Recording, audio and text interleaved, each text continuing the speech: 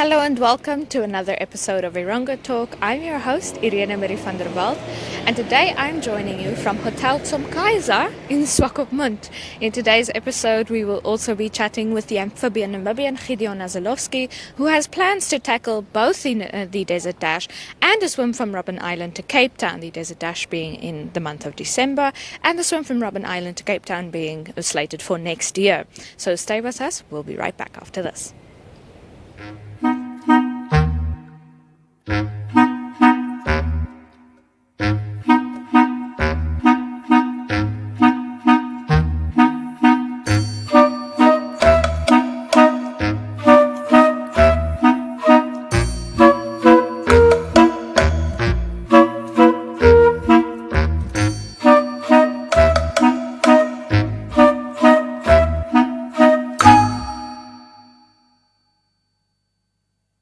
And now it's time for your news. So if you watched yesterday's episode, my colleague Leandria Lowe expanded a little bit about a video available on our Facebook page about Namibia's youngest baby ever to be born. So Gabrielle Mirabel Garuelison was born at 23 weeks on the 8th of June 2020, weighing only 540 grams. And she is obviously the youngest baby to be born in Namibia. 5 months on, baby Gabrielle is apparently thriving and gaining weight each day, although she's still confined to the neonatal ICU in Mediclinic Swakopmund. Her mother Latoya calls Gabrielle her miracle baby. So she said that one of the doctors told her that her pregnancy would result in a miscarriage, but this doctor also apparently told her that God has the last say, and Latoya says that she held on to this. Gabrielle's lungs weren't fully developed and she was very prone to infections, and the doctors tried every single antibiotic they could to get her infection levels under control, and through various tests it was later realized that she does not have a thyroid or the thyroid hormone. So Latoya hopes to take Gabrielle home by Christmas. She was quoted in saying she's still connected to the oxygen machine, and this might be the case for a while. Even after we are discharged, we are still struggling to feed her. She is truly our miracle baby, and if you look at her initials, which are GMC, I see it as God's miracle child. This cannot be more fitting for Gabrielle. My husband Leswin always reminds me that we should trust in God and keep on praying. So Latoya is also of the opinion that something needs to be done to address the World Health Organization guidelines when it comes to abortion. Again, she was quoted in saying, "My baby is living testimony that at 23 weeks your baby isn't just a fetus. My Gabrielle is living proof, and therefore I am strongly against abortions." She also encourages other mothers to keep the faith. So Gabrielle's doctor, Dr. Sebastian Giereke, said that 1 in 10 babies is born premature globally. In Swakopmund from November 2019 to November 2020, 50 babies were born premature. We had 331 deliveries, of which roughly 16 to 17% of the babies were premature. We had 1 baby born at 23 weeks, 1 baby at 24 weeks, 2 babies at 28 weeks, 3 babies at 29 weeks, 2 babies at 32 weeks, 3 babies at 34 weeks, 2 babies at 35 weeks, and the rest at 36 and 37 weeks. A premature baby is a baby born before 37 complete weeks, he said. So in another health-related story for today, the Blood Transfusion Service of Namibia urges blood donations to improve critically low blood stock levels. NAMBTS said that the blood donation ecosystem has been affected by COVID-19. Blood collections have dropped significantly, with NAMBTS currently only having 3 days of blood stock throughout the whole country. With December fast approaching and blood levels being low, it is a crucial time for the service to collect enough blood to be able to meet demand. The December period leading into January is always a difficult time to collect blood, as donors are busy preparing for holidays and then start traveling. So if you are an eligible blood donor, or you know an eligible blood donor, which all of us should, please encourage them to donate blood, and be encouraged to donate blood yourself. And then we end off today's news on a tragic note, with a COVID-19 related death being recorded at Omaruru. So A 15-year-old boy who had comorbidities died on the 8th of November in the capital city of Windhoek, and a 54-year-old woman died in Omaruru on the 8th of November. Her death is also classified as a COVID-19 death. So please be vigilant. Just because we have eased restrictions, just because COVID-19 is not as prevalent in our lives as it was a few months ago, it is still taking lives. It is still making people sick. So please take care of yourselves. Please take care of each other. And on that note, we end today's news. So joining us today is the one and only amphibian Namibian, Mr. Gideon Nasilowski. Hi Gideon, how are you? How's it? Thank you. It's nice to be here. It's nice to have you, Gideon. So Gideon, can you tell me a little bit, you are obviously a disabled person, and you started swimming. So how did swimming come into your life? Well, swimming, I started way back when. I started a couple of years ago when I had this wonderful dream of becoming the first ever Paralympic swimmer. And I used to swim when I was in a school for disabilities in South Africa, where they've developed my swimming and so on. And for me personally, swimming was the toughest sport. It was one of the toughest sports, and the tougher it is, the more it excites me. You know, I want something that is tough, and that is something that is difficult, and something that is people saying that this is going to be impossible. That's what I like. Okay, so Gideon, you were meant to tackle quite a notorious swim earlier this year, which has been rescheduled to next year, and you are also on your way to the Desert Dash. So can you tell us a little bit about why those two specific routes? Well, the Nedbank Desert Dash is one of the most difficult mountain biking in the whole world. And once I saw that this is going to be, people are going to say this is impossible, this is something that he won't do, I thought that this is a great opportunity to start showing people again that, you know, anything is possible, because in Christ that he gives you strength. You know, people should see Jesus shine out of us, and that's what we want to do. We want to inspire people with disabilities. We want to inspire the whole country to start standing together. And, you know, all of these things are in aid of the Namibian Paralympic team, because I've teamed up with Connect People to People, Seawell Media, professional people that is now assisting me in this wonderful journey to start educating people about disability issues. And this is just a wonderful opportunity to start showing all people that people with disabilities, able bodies, we all can coexist, and we just want to help them and assist them as far as we possibly can. And you know, the Robben Island swim, it will definitely happen next year, but for now we are focusing on the Nedbank Desert Dash. We also want to thank Nedbank for all their assistance and so on. Everybody should switch to Nedbank, because Nedbank is a company that really supports people with disabilities. Okay, so you are going to next year attempt a swim from Robben Island to Cape Town. So obviously this is quite a logistical headache, even for an able-bodied person. So what are some of the logistics you're taking in the Robben Island swim and the Nedbank Desert Dash to ensure your safety? Well, that's why we need people, we need companies, we need everybody to come on board. Any person that can assist us in giving a little bit of funding and so on, because all of these things are costing money. And we have a boat, we have a company in Cape Town that is taking care of us and taking also part in this wonderful swim. There's one gentleman also going to join me in the water. So it's very safe. It's very safe. Nobody has to worry that anything will happen to me, but we do need funding for this. And, you know, this is going to make a great impact worldwide, I believe, because, you know, this is where we will stand, where we will make a stand for people with disabilities and showing everybody that we are much tougher than anybody ever think. Yes. So lastly, I mean, I as an able-bodied person sometimes struggle to do my washing. So do you have any message to able-bodied persons, disabled persons, just to get that task going? I will say, seek first the kingdom of God. You know, anything you do, anything that you have a problem with, able body, disabled body, it really doesn't matter, because even though you just said it, you are an able-bodied person, but actually we are all disabled. You are disabled in a different way. Mine is visible. Everybody can see mine.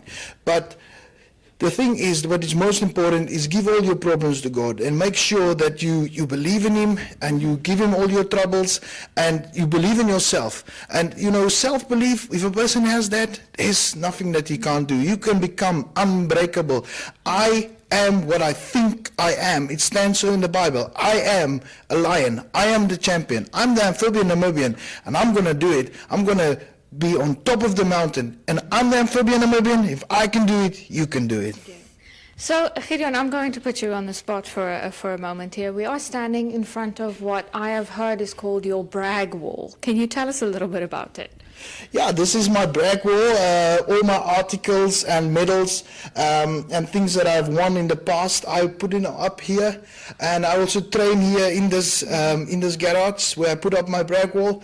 And sometimes if life gets a little bit tough, I just look at some of the articles and I think to myself, it's not about me. It's about the impact that I can make in other people's lives, the spirit that I can uplift for people with disabilities. Because, I can sit here and tell you, I'm great. I have all the wonderful things in life. But how much can I give back? And now it's the time for us to give back. We want to give back to so many people, especially the Paralympic team, because the Paralympic team is one of the most exciting teams that is definitely going to bring medals next year in 2021 at Tokyo Olympics.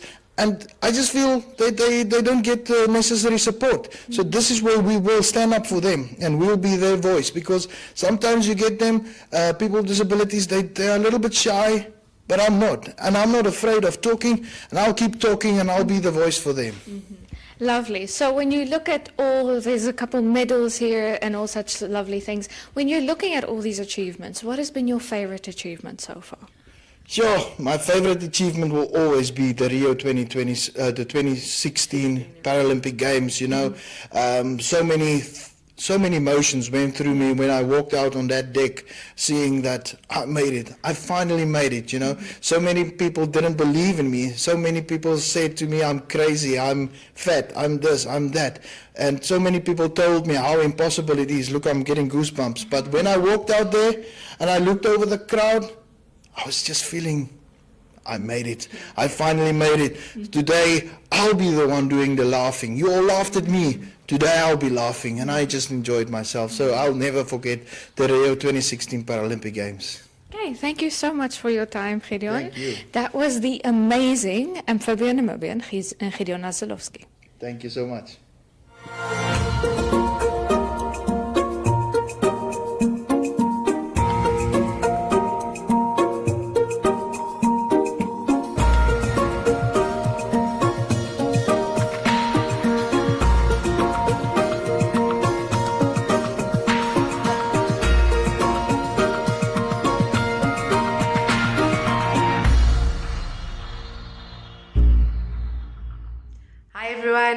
Leandra Low here, and this week with another study tip for you. Now, I know exams have started already and we're hoping that you are doing okay. Now, this week your study tip is that you need to read to understand your work or your specific subject you're going through, and not read to remember. Because I remember we have a tendency to read something or recite it, and as soon as we get into the exam hall, we forget one word, and then we're totally blank. Kudos to those who can remember something by just reading it. Big ups for you guys. But it's important that you understand what you are studying. What I usually did is when I studied something, I would try and explain it to my friends in simpler terms.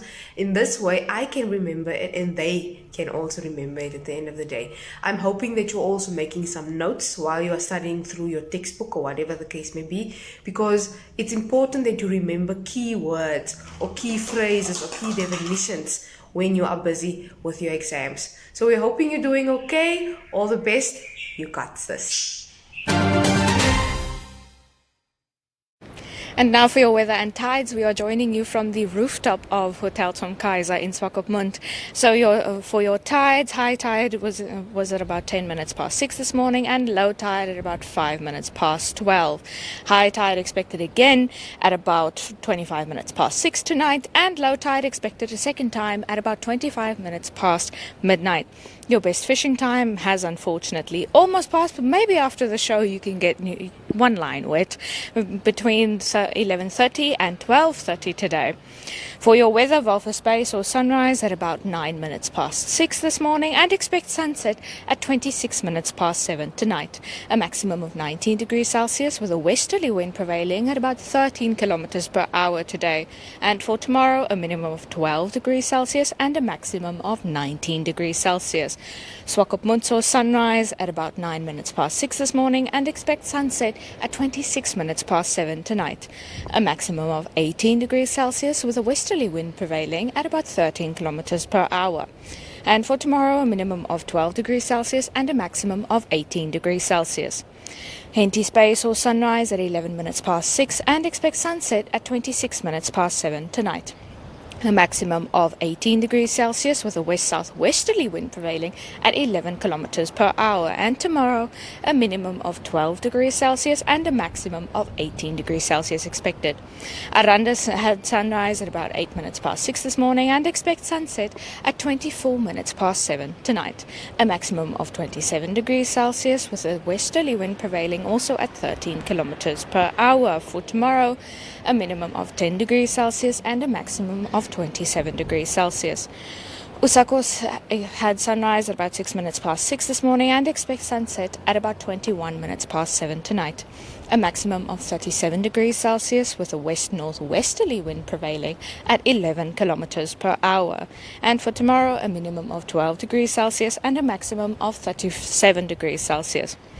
Karibib experienced sunrise at about 5 minutes past 6 this morning and expect sunset at 19 minutes past 7 tonight. A maximum of 36 degrees Celsius with a west-northwesterly wind prevailing at 11 kilometers per hour. A minimum of 13 and a maximum of 36 expected for tomorrow in Karibib. Lastly, Omaruru saw sunrise at 6 minutes past 6 this morning and expect sunset at 18 minutes past 7 tonight. A maximum of 37 degrees Celsius with a south-southwesterly wind prevailing at 11 kilometers per hour. And for tomorrow, a minimum of 14 degrees Celsius and a maximum of 37 degrees Celsius.